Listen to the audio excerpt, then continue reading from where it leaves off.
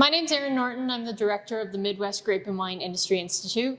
We're here today in the Iowa State University Winery, and what we're going to show you today is how to do a bubble point test. Now, we use a membrane filter as we filter into our bottling line. So that's how this is set up to go from tank into the bottling line. This, what's inside of this housing right now is a sterile filter, so the pore size is at 0.45 micron. And we do a bubble point test here at Iowa State before and after our bottling sessions or our filtering sessions, because we want to make sure that the filter had good integrity the entire time. So we're going to show you how to get set up for a bubble point. Here's a graphic to orient yourself with the setup. We have the filter housing, the inlet, and the outlet. We will fill the housing with water and push water through the filter, inlet to outlet, for a little while. It's important that water is the final rinse and not a cleaning solution through your filter before a bubble point test. We're going to drain that water as best as possible before the test.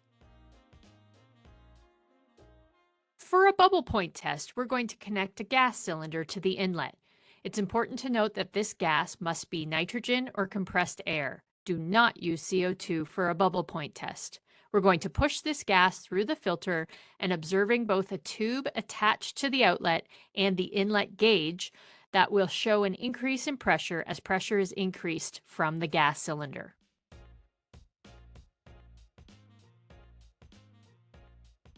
This shows us attaching the connections at the inlet for the gas cylinder. We use a quick connect connection, which we find very convenient. At the outlet, we are attaching a similar looking connection, but it has a piece of tubing so that we can place this in a container of water and we can observe any bubbles coming out during the test. Important to note that you'll need to close up any drain valves before beginning the test, and be sure your inlet valve to the gas cylinder and outlet valve to the tubing are both open.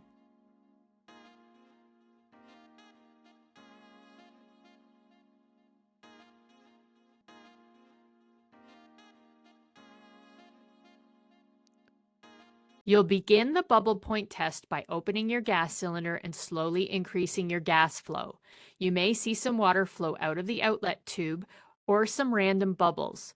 This water is just residual water that was in the filter and the filter housing. So when does bubble point occur? You'll slowly increase the gas flow and watch the inlet gauge. You should pass the manufacturer's specified bubble point before seeing a steady stream of bubbles.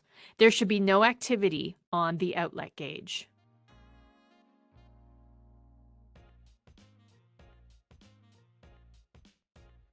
If you do not see any bubbles after 5 to 8 psi above the specified bubble point, you do not need to increase the gas any further. This indicates that your filter is sound and you do not want to push your filter too far above bubble point because you risk blowing your filter with high gas pressure. At this point, you can turn off and disconnect your gas cylinder and carefully release the pressure in your filter housing. Be sure to be careful as this is under high pressure. Your filter is now ready to go and you can connect your wine and filter or store your filter for future uses. In the case of a bubble point test failure, please remember that the bubble point test only identifies the gross integrity of the system and does not pinpoint where a problem could have occurred. In the case of a failure, be sure to inspect the entire system, including all of your valves, your gasket seatings, and your O-rings. Re-wet your filter media and re-perform a bubble point test.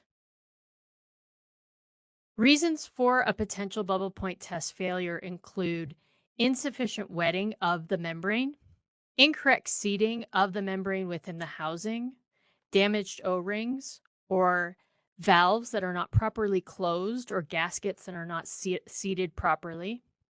And lastly, you could have loss of your filter integrity, and in which case you will need to replace that filter.